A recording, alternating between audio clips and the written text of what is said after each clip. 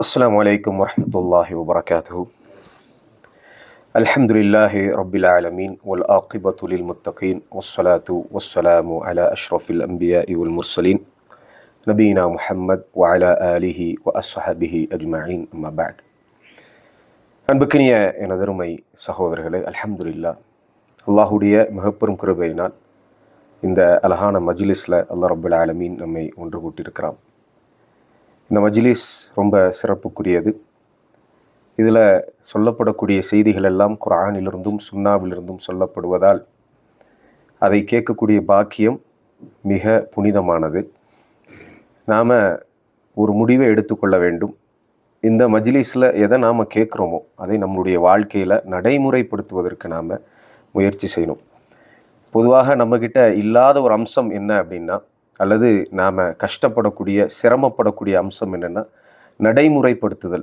Practical difficulties அப்படிங்கிறது மிகப்பெரியதாக நம்மக்கிட்ட இருக்குது. நிறைய மஜ்லிஸ்களில் நம்ம உட்கார்ந்துருக்குறோம். ஷேக் சொன்ன மாதிரி இன்றைக்கி பயான்கள் மலிந்து போய்விட்டது. எங்கு திரும்பினாலும் மார்க்க சொற்பொழிவுகள் இருக்குது. அது சமூக ஊடகங்கள் வழியாகவும் சரி, இது மாதிரியான வகுப்புகள் வழியாகவும் சரி. ஆனால் அதை செயல்முறைப்படுத்துதல், செயல் வடிவத்தில் அதை கொண்டு வருதல் அப்படிங்கிறது தான் மிக சிரமமான விஷயமா மாறிப்போன காலகட்டத்தில் நம்ம வாழ்ந்துட்டுருக்குறோம். பேசக்கூடிய நான் உட்பட சிரமப்பட்டு தான் இருக்கின்றேன். அதற்கு மிக முக்கியமான காரணம் என்னென்னா, நம்மை சுற்றி இருக்கக்கூடிய ஃபித்னாக்கள், பாவகாரியங்கள், நாம் நம்முடைய கண்களால் செய்து கொண்டிருக்கக்கூடிய பாவங்கள், நாவினால் செய்து கொண்டிருக்கக்கூடிய பாவங்கள், கைகளால் செய்து கொண்டிருக்கக்கூடிய பாவங்கள், கால்களால் செய்து கொண்டிருக்கக்கூடிய பாவங்கள், நம்மளுடைய உடல் உறுப்புகள் எப்பொழுதும் பாவத்தின் பக்கமே இருந்து கொண்டிருப்பதனால இந்த நல்ல விஷயங்களை நம்மளுடைய வாழ்க்கையில் அமல்படுத்த முடியாமல் போயிடுச்சு. காதில் கேட்குறோம், ஆனால் அமல்படுத்துவதற்கு நம்மளால் முடியல. காரணம் என்னன்னு சொன்னால், நாம் பாவகாரியங்களிலே இருந்து கொண்டிருக்கிறோம். அன்பானவர்களே, இப்படியான சொற்பொழிவுகளை, இப்படியான வகுப்புகளை நம்மளுடைய வாழ்க்கையில் நடைமுறைப்படுத்துவதற்கு நாம் நல்ல காரியங்களை தொடர்ந்து செய்யணும். ஒரு உதாரணத்துக்கு சொல்லுமா இருந்தால், 5 வேளை தொழுகையை என்னால் கடைபிடிக்க முடியலன்னா எத்தனை வகுப்பு எடுத்தாலும் எந்த பிரயோஜனமும் இல்லை. நம்மக்கிட்ட இருக்கக்கூடிய அடிப்படையான தர்பியத் என்னன்னா, அல்லாஹ் முன்னாடி நிற்பதற்கு என்னுடைய உள்ளம் ஏங்க வேண்டும்.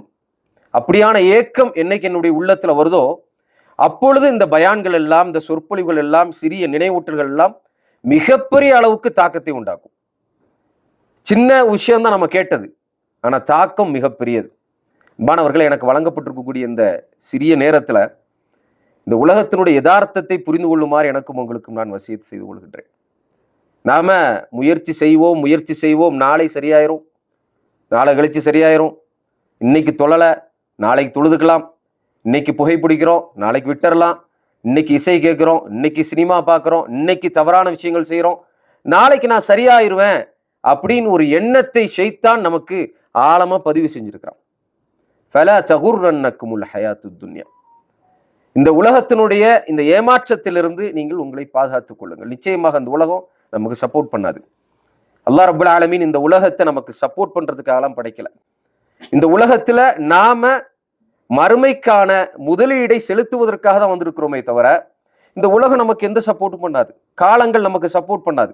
நல்ல பையன், நல்ல மனுஷன், நல்ல இளைஞர், ஒரு நாள் எக்ஸ்ட்ராவாக வாழ்ந்துட்டு போகிறாருன்னு காலம் முடிவு பண்ணாது. அன்பானவர்களே, இது மிகப்பெருமையே மாற்று. நமக்கு மரணம் இருக்கின்றது. மரணத்தை நோக்கி நாம் போய் கொண்டிருக்கிறோம். பேசிட்டு இருக்கக்கூடிய எனக்கு நாளைக்கு மரணம் வரலாம். கேட்டுட்டு இருக்கக்கூடிய நீங்கள் நாளைக்கு மரணிக்கலாம். யதார்த்தத்தை நாம் புரிந்து கொள்ள வேண்டும். இந்த சொற்பொழிவுகள் நம்மளுடைய உள்ளத்தை மாற்ற வேண்டும் என்றால், நம்மளுடைய ஈமான் அதிகமாக வேண்டும் என்றால், எனக்கு மரணம் இருக்குது அப்படிங்கிறத உறுதியாக நம்பணும். நான் மரணிப்பேன் என்பதை உறுதியாக நம்பணும். அதில் எந்த டவுட்டும் இல்லை. அதில் அல் மௌத்துன் ஹக், நிச்சயமாக மவுத் என்பது அல் மௌத்து ஹக், சத்தியமானது. லா ரைப ஃபீஹா, அதில் எந்த ஒரு டவுட்டும் கிடையாது. இதை நாம புரிந்து கொள்ள வேண்டும். அல்லாஹ்வுடைய தூதர் ஸல்லல்லாஹு அலைஹி வஸல்லம் சொல்லுவாங்க, அக்ஸிரு ذிக்ர ஹாதிமில் லத்தாத். அக்ஸிரு ذிக்ர் ஹாதிமில் லத்தாத். உங்களுடைய இன்பமான நினைவுகளை உடைக்கக்கூடிய, உங்களுடைய கனவுகளை சுக்குநூறாக ஆக்கக்கூடிய, உங்களுடைய திட்டங்களை முடக்கக்கூடிய இந்த மௌத்தை நீங்கள் நினைவு கூறுங்கள். யானி அல் மௌத், மௌத் என்பது மிக சமீபமாக இருக்கின்றது. நம்மோடு மலக்குல் மௌத் இருக்கிறார், மிக சமீபமாக இருக்கிறார். நம்மளுடைய உயிரை கைப்பற்றுவதற்காக அவர் தயாராக இருக்கிறார். நாம நினைச்சிட்டு இருக்கோம் நாளைக்கு உயிர் வாழ்வோம்னு. நாம நினைச்சிட்டு இருக்கோம் அடுத்த மணி நேரங்கள்ல நான் உயிர் வாழ்வேன், தூங்குவேன், காலையில எந்திரிப்பேன், நான் வந்துட்டு ஆஃபீஸ்க்கு போவேன் நினைச்சிட்டு இருக்கிறோம். சில மாதங்களுக்கு முன்னாலா இல்லைன்னா வருடங்களுக்கு முன்னாலா எனக்கு ஞாபகம் இல்லை, தாயிஃப்ல ஒரு சம்பவம் இல்லையா, அதிராமப்பட்டினத்தை சார்ந்த ஒரு சகோதரர், சாதாரணமான ஒரு நல்ல இளைஞர், எந்த ஒரு பிரச்சனையும் இல்லாதவர். அடுத்த நாள் காலையில இரவு வர்றாரு, அதோட முடிஞ்சு மவுத். அடுத்த நாள் காலையில் அவரால் ஆஃபீஸ் போக முடியல. அப்படித்தான் நம்ம பார்க்குறோம். எல்லா நேரங்களிலும் நம்ம ஊர் நல்ல பழையவர்கள் மவுத் ஆயிட்டாங்க. மவுத்துக்கு வயது வித்தியாசம்லாம் கிடையாது. 15 வயசுல மவுத்து வருது, 20 வயசுல மவுத்து வருது, 30 வயசுல வருது, 50 வயசுல வருது. இப்போ 60 வயசு இருக்கக்கூடியவங்க ரொம்ப தைரியமா வாழ முடியுமா? 40 வயசு இருக்கக்கூடியவங்க தைரியமா வாழ முடியுமானா இல்லை. பண்பானவர்களே, மரணத்தை நாம நினைவு கூறணும். அது ரொம்ப ரொம்ப முக்கியமான ஒரு அம்சம். அல்லாஹ் சுப்ஹானஹு வ தஆலா தன்னுடைய திருமறையில சொல்றான், இன்னமல் ஹயாத்து துன்யா லஇபுன் வ லஹு. இந்த உலகத்துக்கு நீங்கள் மதிப்பளிக்காதீர்கள். இந்த உலகம் உங்களை ஏமாற்றும். இந்த உலகம் வெறுமன விளையாட்டும் வேடிக்கையும் தான், வேற ஒண்ணுமே கிடையாது. இந்த உலகத்துல நான் நல்லா படிச்ச ஒரு வேலையில இருப்பேன், நான் நல்லா சம்பாதிப்பேன், நான் நல்லா சாப்பிடுவேன். ஆனா இது தொடர்ந்து இருக்குமா? தொடர்ந்தும் நான் சாப்பிட்டுட்டே இருக்க போறேனா? தொடர்ந்தும் நான் உயிரோடு இருக்க போறேனா? இல்ல. ஒரு நாள் இதெல்லாம் தடைபெறும். ரசூலுல்லாஹி ஸல்லல்லாஹு அலைஹி வஸல்லம் சொன்னாங்க, மரணத்துக்கு பிறகு இந்த உலகத்துல அனுபவிச்ச எல்லாமே நம்மை விட்டு போயிடும் இல்லையா? எது நம்மளோட மிஞ்சும்? நம்மளுடைய அமல்கள் மட்டும்தான். நான் நல்ல அமல்கள் செய்தால் இந்த உலகத்தில் இருக்கக்கூடிய இந்த நிமிடங்களை சரியான முறையில பயன்படுத்தினேன் என்றால் ரசூலுல்லாஹி ஸல்லல்லாஹு அலைஹி வஸல்லம் சொன்னாங்க, தலபுல் இல்மி ஃபரீதத்துன் அலா குல்லி முஸ்லிம். எல்லா முஸ்லிமான ஆண்களுக்கும் பெண்களுக்கும் மார்க்கத்தை அறிந்து கொள்வது அவசியம். ஏனென்றால் எப்ப வேணாலும் மரணம் வரலாம்.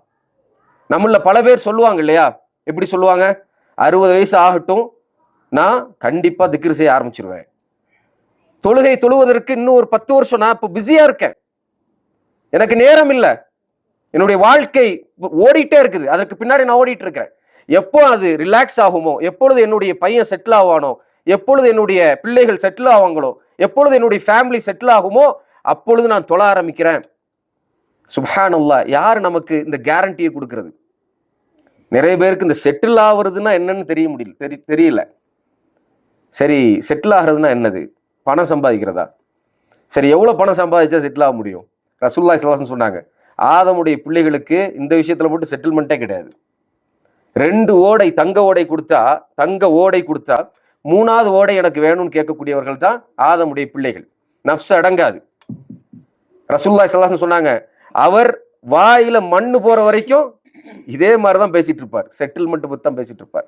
ஆனா உண்மையான செட்டில்மெண்ட் என்னன்னு சொன்னா நம்மளுடைய கபர் தான். நாம கபூர்ல நிம்மதியாக வாழக்கூடிய அந்த வாழ்க்கை தான் உண்மையான செட்டில்மெண்ட். நாம வாழக்கூடிய இந்த 40 வருஷம் 50 வருஷம் 60 வருஷம் எல்லாம் அற்பமானது. அல்லாஹ் சுப்ஹானஹு வ தஆலா சொல்றான் இல்லையா, இந்த பூமியில நான் உங்களை வாழ வச்சதனுடைய காரணம் என்ன? ஏன் மௌத் ஹயாத் எல்லாம் படைக்கப்பட்டிருக்குது? ஐயுக்கும் அஹ்ஸனு அமலா, உங்கள யார் சிறந்த அமலை சிறந்த முறையில செய்கின்றார் என்பதை சோதிப்பதற்காக. பண்பானவர்களே, நாம இந்த மாதிரியான மஜ்லிஸ்களை சரியான முறையில பயன்படுத்துறோம். இந்த ரூஹானியத்துன்னு ஒரு வார்த்தையை அடிக்கடி முன்னாடி எல்லாம் சொல்லிட்டு இருப்போம்.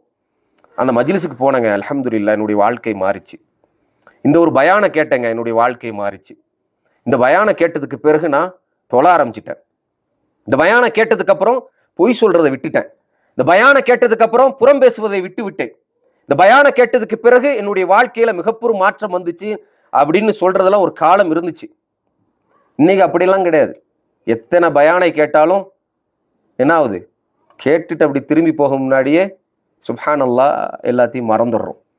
அன்பானவர்களே, மையத் காட்டில், அதாவது மக்பரால நாம மையத்தை அடக்கிட்டு அந்த அந்த அந்த ஒரு செகண்ட் தான் அடக்கி முடிச்சதுக்கு பிறகு என்ன பண்றாங்க, ஜாலியா பேசிட்டு இருக்கிறாங்க, சிரிச்சு பேச முடியுது. ரசூலுல்லாஹி ஸல்லல்லாஹு அலைஹி வஸல்லம் அவர்கள் அழுத இடம் அது. நபி ஸல்லல்லாஹு அலைஹி வஸல்லம் அவர்களுடைய தோழர்கள் சஹாபாக்கள் அழுத இடம் அது. நானும் இங்கதானே போக போறேன், என்னுடைய நிரந்தரமான இடம் இதுதானே, இதுல என்ன நான் சம்பாதிச்சு வச்சிருக்கிறேன். ரசூலுல்லாஹி ஸல்லல்லாஹு அலைஹி வஸல்லம் உருவாக்கிய சஹாபாக்கள்ல ஒரு சஹாபி தான் உஸ்மான் ரலியல்லாஹு அன்ஹு. உஸ்மான் ரலியல்லாஹு அன்ஹு அவங்களுடைய இபாதத்துக்கு நிகராக எதுவுமே கிடையாது. அந்த அளவுக்கு மிகப்பெரிய ஒரு ஆபித். அந்த உஸ்மான் ரலியல்லாஹு அன்ஹு கபருக்கு போயிட்டாங்கன்னா, மக்பராக்கு போயிட்டாங்கன்னு சொன்னா அழுகுவாங்க, அவங்களுடைய தாடி எல்லாம் நனையும். உஸ்மான்கிட்ட கேட்பேன், ஏன் இவ்வளோ அழுகிறீங்க? ரசூலுல்லாஹி ஸல்லல்லாஹு அலைஹி வஸல்லம் சொன்னார்களே, இதுதான் மறுமையுடைய வீட்டில் முதலாவது வீடு என்று. இந்த வீடு எனக்கு சிறந்ததாக அமைந்து விட்டால் மறுமை சிறந்ததல்லவா? அதற்காக அழுகிறேன். என்னுடைய அமலை நான் நினைச்சு அழுகிறேன். என்னுடைய இபாதத்துகளை நினைச்சு நான் அழுகிறேன். சஹாபாக்கள் பயந்தாங்க. அஷரத்துல் முபஷரா, 10 சொர்க்கத்துக்காக வாக்களிக்கப்பட்ட சஹாபாக்கள், அவங்களுடைய மரண வேலை நீங்க எடுத்து பாருங்க. அழுதுருப்பாங்க, புலம்பி இருப்பாங்க. என்னுடைய பாவங்கள் மன்னிக்கப்படணுமே, ஒரு புழு பூச்சாக நான் இருந்து விடக்கூடாதா? சுப்ஹானல்லாஹ். அவர்களுடைய புலப்பங்கள், ஈமானுடைய உச்சத்தை தொட்டவர்கள். அல்லாஹ் ரப்புல் ஆலமீனை நினைத்து பயந்தார்கள். அல்லாஹ் ரப்புல் ஆலமீனுடைய தண்டனை நினைத்து பயந்தார்கள். நரகத்தை நினைத்து பயந்தார்கள். சொர்க்கத்துக்கு போக வேண்டுமே என்ற ஆசையோடு வாழ்ந்தார்கள். மறுமை சிந்தனை அவர்களுடைய உள்ளத்தை ஆக்குப்பை செஞ்சிச்சு. முழுவதுமாக மறுமை சிந்தனையோடு வாழ்ந்தாங்க. ஆனா நம்மளுடைய வாழ்க்கை எப்படி இருக்குதுங்கிறத நீங்க சிந்திச்சு பாருங்க, நான் சிந்திச்சு பார்க்க வேண்டும். அன்பானவர்கள், இந்த மொபைல் போன்ல நம்ம தனியா உட்காந்துட்டோம்னா மறுமையை சிந்திக்கக்கூடியவர்களா நம்ம இருக்கிறோமா? நாம பார்க்கக்கூடிய பார்வை என்ன? எதை பார்த்துட்டு இருக்கிறோம்? நாம எந்த இசையை நாம கேட்கிறோமோ அந்த இசைதான் நரகத்தினுடைய தீனி. நமக்கு நம்மை நரகத்துக்கு கொண்டு போகக்கூடிய மிக பெரும் டூல் இந்த இசை. சர்வ சாதாரணமாக நாம இசையை கேட்டுட்டு இருக்கிறோம். அல்லாஹ்வுடைய தூதர் ஸல்லல்லாஹு அலைஹி வஸல்லம் அவர்கள் இசையை வெறுத்திருக்கிறாங்க. அல்லாஹ் ரப்புல் ஆலமீன் இசையை தடை செய்திருக்கிறான். ஆபாசமான காட்சிகளை பார்ப்பது என்பது அருவருப்பானது, கேவலமானது. ஒரு முஃமின் ஒரு காலத்தில் அப்படி செய்ய மாட்டான். அன்பானவர்கள், அதை நாம செஞ்சுட்டு இருக்கிறோமா இல்லையா? நாம இசையை கேட்டுட்டு இருக்கிறோமா இல்லையா? சினிமாக்களை பார்த்துட்டு இருக்கிறோமா இல்லையா? கெட்ட வார்த்தைகளை பேசுகிறோமா இல்லையா? இதெல்லாம் நடந்துட்டே இருக்கு. இதுல இருந்து ஒரு மாற்றம் நமக்கு வேணும்னா நம்மளுடைய உள்ளத்துல பதிவு செய்யணும். இந்த நிமிஷம் நான் வாழ்ந்துட்டு இருக்கேன், அடுத்த நிமிஷம் இருப்பேனான்னு எனக்கு தெரியாது. வாழ்ற காலம் வரைக்கும் அல்லாஹ் ரப்புல் ஆலமீனுடைய நல்ல அடிமையாக வாழ வேண்டும். வாழ்ற காலம் வரைக்கும் அல்லாஹ் சுப்ஹானஹு வ தஆலா எனக்கு தந்திருக்கக்கூடிய இந்த மார்க்கத்தை முடிந்த அளவுக்கு நான் நடைமுறைப்படுத்தக்கூடியவனாக இருக்கணும். வாழ்ற காலம் வரைக்கும் அல்லாஹ் ரப்புல் ஆலமீனுக்கு நன்றி உள்ள நல்லடியானாக இருக்க வேண்டும். அல்லாஹ் சுப்ஹானஹு வ தஆலா ஒன்னு சொன்னா அதை நான் கேட்கணும். அல்லாஹ் ரப்புல் ஆலமீன் ஒன்றை விடுன்னு சொன்னா நான் விட்டுறணும். அல்லாஹ்வுடைய தூதர் ஸல்லல்லாஹு அலைஹி வஸல்லம் ஒன்றை எடுத்துக்கோன்னு நான் எடுத்துக்கணும். மா ஆதாகுமுர் ரசூலு ஃபஹுதுஹு. அல்லாஹ்வுடைய தூதர் ஸல்லல்லாஹு அலைஹி வஸல்லம் எதை கொடுத்தாலும் எடுத்துக்கொள்ளுங்கள். அல்லாஹ்வுடைய தூதர் ஸல்லல்லாஹு அலைஹி வஸல்லம் எதிலிருந்து உங்களை விலக்க சொன்னார்களோ உடனே விலகிக் கொள்ளுங்கள். ஒரு வார்த்தை அடிக்கடி புழக்கத்தில் இருக்கும். எப்படின்னா, தவறான விஷயங்களை விடுவது எப்படி? கொஞ்சம் கொஞ்சமா விடலாம். இடையில கூட முந்தா நாள் கூட ஒரு சகோதரர் வந்து சிகரெட் பிடிச்சிட்டு இருந்தார், இந்த நாட்டை சார்ந்தவர். இப்போ நான் சொன்னேன், சிகரெட் ஹராம்னு உனக்கு தெரியாதா அப்படின்னு கேட்டேன். அதனால் ஆமாம் ஹராம் தான், ஆனால் அதை நான் உடனே விட முடியல. ஏன் உடனே விட முடியல? என்ன டிஃபிகல்ட்டி இருக்குது, அதில் என்ன பிரச்சனை அப்படின்னு சொல்லி கேட்கும்போது சொன்னார், இல்லை நான் விட்டேன்னு வச்சிங்களேன், என்னுடைய தலை அப்படி சுற்றிக்கிட்டே இருக்குது. எப்படி எனக்கு புரியல, எப்படி சுத்தம் அது? மெடிக்கலாகவும் நாட் பாசிபிள். அது மாதிரி சுத்தத்துக்கு வாய்ப்பு இல்லை. எந்த மெடிக்கல் சயின்ஸ் அப்படி சொல்லுது? ஒரு தீமையை விட்டால், ஆல்கஹாலை விட்டால் தலை சுற்றிட்டே இருக்கும்னு. அது அப்படி இல்லை. அவருடைய மைண்ட் செட், ஷேக் சொன்ன மாதிரி அவருடைய மைண்ட் செட். தலை சுத்துனா சுத்தும், பிரச்சனைனா பிரச்சனை. அப்போ சுப்ஹானல்லாஹ், எனக்கு சிகரெட்டை விடுறதுக்கு விருப்பம் இல்லை, எனக்கு இந்த தீமையான காரியங்களை விடுவதற்கு விருப்பம் இல்லை. அது ஒன்று தான். அவருடைய மைண்ட் அங்கே செட் ஆயிடுச்சு. அப்போ நான் கேட்குறேன், சிகரெட் குடிக்கும்போது நீ எப்படி என்ஜாய் பண்ணுவியா அப்படின்னு சொல்லி கேட்குறேன். சூப்பராக என்ஜாய் பண்ணுவேன். அதுலையும் குறிப்பாக வந்துட்டு என்ன ஒரு ஒரு ஒரு சாப்பாடு, ஒரு மாதிரி மந்தி ஹிந்திலாம் சாப்பிட்டுட்டு சிகரெட் குடிக்கும் பொழுது அது அப்படி இருக்குது. அது வந்து அடிக்ட் ஆகிட்டு அப்படி போய் மனசில் போய் பதிஞ்சிடுச்சு. கொஞ்ச நாள் நான் விட்டுலாம் பார்த்துருக்குறேன். ஆனால் அந்த அந்த நிகழ்வுகளுக்கு மீண்டும் என்னுடைய உள்ளம் ஏங்குது. அப்போ அன்பானவர்களே, சுப்ஹானல்லாஹ், நம்ம எவ்வளோ வீக்காக இருக்கிறோம் அப்படிங்கிறது நம்மளால் பார்க்க முடியுது. ரசூலுல்லாஹி ஸல்லல்லாஹு அலைஹி வஸல்லம் வந்து தீமையை விடுவதற்கு ஒரு வழி சொல்லி தந்தாங்க. என்ன வழி? யாராவது சொல்ல முடியுமா? தீமையை இப்படி தான் விடணும்னு சொல்லி தந்தாங்க. எப்படி? சரி, நன்மையை எப்படி தான் செய்யணும்னு சொல்லி தந்தாங்க. எப்படி? நீங்க நன்மையை செய்தால் இப்படி தான் செய்யணும் அப்படின்னு சொன்னாங்க. ரசூலுல்லாஹி ஸல்லல்லாஹு அலைஹி வஸல்லம் சொன்னாங்க, நன்மையை செய்தால் முடிந்த அளவுக்கு செய்யுங்க. ஏன்னா எல்லாரும் மாதிரியும் கிடையாது. சில பேர் தஹஜ்ஜத் தொழுகையை விடாமல் தொழுவாங்க, சில பேரால் எந்திரிக்க முடியாது. அப்படி தானே? அப்போ ஃபர்தான விஷயங்கள்லையாவது நீங்கள் கான்சன்ட்ரேட் பண்ணுங்கள். முடிந்த அளவுக்கு நீங்கள் நஃபீலான விஷயங்களை, நாம் முடிஞ்ச அளவுக்கு தான் ஃபர்தையே நம்ம ட்ரை பண்ணிகிட்டு இருக்கிறோம். இப்போ தான் அடுத்த லெவலுக்கு நம்ம போகணும் இன்ஷா அல்லாஹ் தஆலா. நான் என்னையும் சேர்த்து தான் சொல்கிறேன். இப்போ ரசூலுல்லாஹி ஸல்லல்லாஹு அலைஹி வஸல்லம் சொன்னாங்க, முடிந்த அளவுக்கு நீங்கள் இபாதத் செய்யுங்க. சரியா? ஃபத்தகுல்லாஹ மஸ்ததஅதும், யானி முடிந்த அளவுக்கு அல்லாஹ்வை பயந்து கொள்ளுங்கள். சரி, தீமையை விடுறது, தீமையை எப்படி விடுறது? முடிந்த அளவுக்கு தீமையை விட்டு கொள்ளுங்கள் அப்படின்னு ரசூலுல்லாஹி ஸல்லல்லாஹு அலைஹி வஸல்லம் சொன்னாங்களா? என்ன சொன்னாங்க? என்ன சொன்னாங்கன்னா, நீங்கள்லாம் அமைதியாக இருக்கிறது பார்த்தா இது தெரியும், நீயா சொல்லிடு அப்படிங்கிறீங்களா? ரைட்.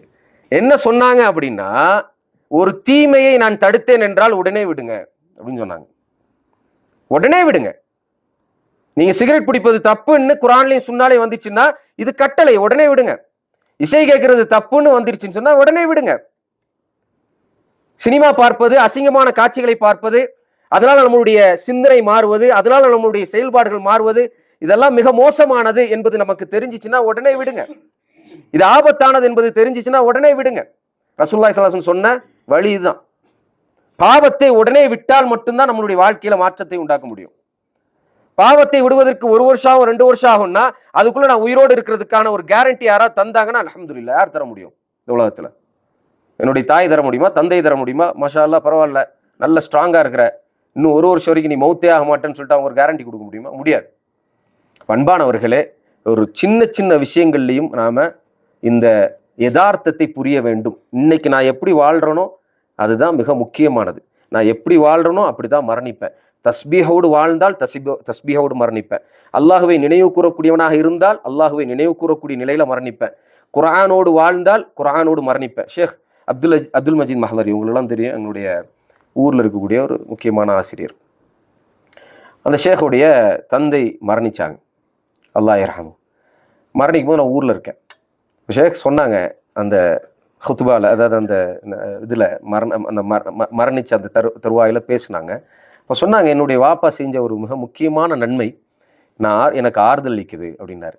என்னென்னா, ஃபஜர் முடிச்சுட்டு வீட்டுக்கு வந்த உடனேயுமே அவர் குர்ஆனை எடுத்து குர்ஆனை ஓதி குர்ஆனுடைய தர்ஜுமத்தை படித்து அந்த பழக்கத்தை அவர் தொடர்ந்து வைத்திருக்கிறார் பல வருஷமாக. எனக்கு தெரிந்து என்னுடைய தந்தையார் காலையில் ஃபஜர் தொழுது முடிச்சதுக்கப்புறம் குர்ஆனை தொடாமல் இல்லை. இது எனக்கு ஆறுதல் இருக்குதுன்னு சொன்னார். பண்பானவர்களே, சிறிய விஷயம்தான், ஆனால் மிகப்பெரும் மாற்றத்தை அது உண்டாக்கும். சின்ன விஷயம்னு அப்படி விட்டுறாதீங்க. தாடி வைக்கிறது சின்ன விஷயம்தான், குர்ஆன் எடுக்கிறது சின்ன விஷயம்தான், தஸ்பீஹ் அப்படியே பெரிய விஷயம், அது ரொம்ப பெருசு. பண்பானவர்களே, இந்த சபையிலேருந்து நம்ம கலையறதுக்கு முன்னாடி ஒரு மிக முக்கியமான விஷயத்தை நாம் புரிந்துக்கணும். இதுக்கப்புறம் ஷேக் அவங்க பேசுவாங்க ஈமானை பற்றி. நாம் நம்மளுடைய உள்ளத்தில் நம்முடைய ஈமானை உறுதிப்படுத்த வேண்டுமென்றால் நாம் நிரந்தரமானவர்கள் கிடையாது. நாம் நிச்சயமாக மரணிக்க போகிறோம். நாம் நம்மளுடைய வாழ்க்கையில் சரியான ஈமானோடு வாழ்ந்து சரியான ஈமானோடு மரணிக்கணும் அப்படிங்கக்கூடிய ஒரு எண்ணத்தை உருவாக்கணும். அதுக்கப்புறம் என்னுடைய உரைக்கு முன்னாடி ஒரு சின்ன வேண்டுகோள் எனக்கும் உங்களுக்கும் சேர்த்து என்னென்னா, ஒரு காலமும் காலை மாலை திக்கரை விட்டுறாதீங்க. காலையில் ஓதக்கூடிய திக்கரையும் மாலையில் ஓதக்கூடிய திக்கரையும் விட்டுறாதீங்க. இது நம்மளுடைய வாழ்க்கையில் மிகப்பெரும் மாற்றத்தை உண்டாக்கும். அல்லாஹும்ம அன்த ரப்பி லா இலாஹ இல்லா அன்த் என்று தொடங்கக்கூடிய செய்துல் இஸ்திஃபாரை ஓதாமல் விட்டுவிட வேண்டாம். இது நம்மளுடைய வாழ்க்கையில் மிகப்பெரும் மாற்றத்தை உண்டாக்கும். அல்லாஹ் ரப்புல் ஆலமீனை திக்ர் செய்யக்கூடிய உள்ளத்துக்கு அல்லாஹ் சுப்ஹானஹு வ தஆலா ஹிதாயத்தை கொடுப்பான். அல்லாஹுவை நினைவு கூறக்கூடிய உள்ளத்துக்கு அல்லாஹ் சுப்ஹானஹு வ தஆலா ஈமானில் உறுதியாக்குவான். ஆகவே இன்ஷா அல்லாஹ் தஆலா இந்த சபையிலேருந்து கலையறதுக்கு முன்னாடி இதையும் நம்மளுடைய கவனத்தில் நாம் கொண்டு வர வேண்டும். காலை மாலை திக்ர் தெரியவில்லை என்றால் உஸ்தாத்மார்கிட்ட கேட்டுக்குங்க. இன்ஷா அல்லாஹ் நிறைய அப்ளிகேஷன்ஸ் இருக்குது, நிறைய இருக்குது. ஒரு 24 துஆ தான் ரெகுலராக ஓதுனா அதுவே மனப்படம் ஆயிரும் இன்ஷா அல்லாஹ் தஆலா. வாஹிரு தஅவானா அல்ஹம்துலில்லாஹி ரப்பில் ஆலமீன். அஸ்ஸலாமு அலைக்கும் வரஹ்மத்துல்லாஹ்.